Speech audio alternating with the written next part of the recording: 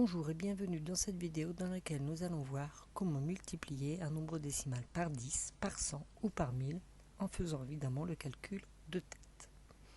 On va partir d'un exemple, 2,753 x 10. Si on utilise le tableau de numération pour placer ce nombre 2,753, 2 unités, 7 dixièmes, 5 centièmes, 3 millièmes. Quand on va multiplier ce nombre par 10, le chiffre des unités va devenir le chiffre des dizaines. Le chiffre des dixièmes va devenir le chiffre des unités. Le chiffre des centièmes va devenir le chiffre des dixièmes. Et le chiffre des millièmes va devenir le chiffre des centièmes.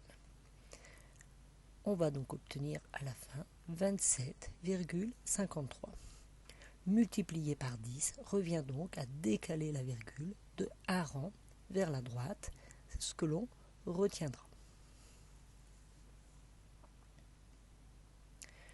Si on multiplie ce nombre par 100, donc repartons de notre tableau, le chiffre des unités, ce coup-ci, va devenir le chiffre des centaines. 2 unités fois 100 devient 200, 2 centaines. Donc, les chiffres des unités deviennent le chiffre des centaines, le chiffre des dixièmes, celui des dizaines, les centièmes deviennent des unités et les millièmes deviennent des dixièmes. On place la virgule, elle va arriver entre le 5 et le 3, et donc on obtient 275,3. On a décalé la virgule de 2 rangs vers la droite.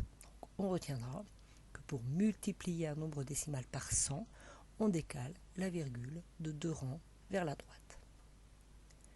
Si on multiplie ce nombre par 1000, le chiffre des unités va devenir le chiffre des unités de 1000. 2 fois 1000 fait 2000. Le chiffre des dixièmes, celui des centaines, les centièmes deviennent des dizaines et les millièmes deviennent des unités. Donc on remarque ici qu'il n'y a pas de dixième, pas de centième, pas de millième, pas de dix millième.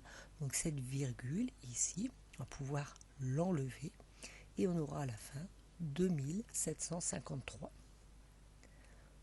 La virgule s'est décalée de 3 rangs vers la droite. On retiendra que pour multiplier un nombre décimal par 1000, on décale la virgule de 3 rangs vers la droite. Alors, un cas particulier, par exemple, 15,3 fois 1000. Donc, on place 15,3, donc une dizaine, 1 est le chiffre des dizaines, 5 est le chiffre des unités, et 3 est le chiffre des dixièmes. Si on multiplie par 100, le chiffre des unités va devenir le chiffre des centaines et le chiffre des dizaines va devenir le chiffre des unités de 1000. Donc unité devient les centaines et les dixièmes deviennent les dizaines. Alors ici, je n'ai pas de chiffre des unités, donc on va devoir rajouter un 0 dans la colonne des unités. Cette virgule ici que l'on met après le chiffre des unités n'est plus nécessaire puisque la partie décimale est composée de 0 et donc on obtient un nombre entier. 15,3 fois 100 égale 1530. Donc attention, parfois il faudra rajouter des zéros si nécessaire. Alors si on fait le bilan, ce qu'il faut retenir et savoir refaire en exercice. Pour multiplier un nombre décimal par 10, on va décaler la virgule de ce nombre de un rang vers la droite. Donc 10, 1 0, un rang vers la droite. On rajoute si nécessaire des zéros.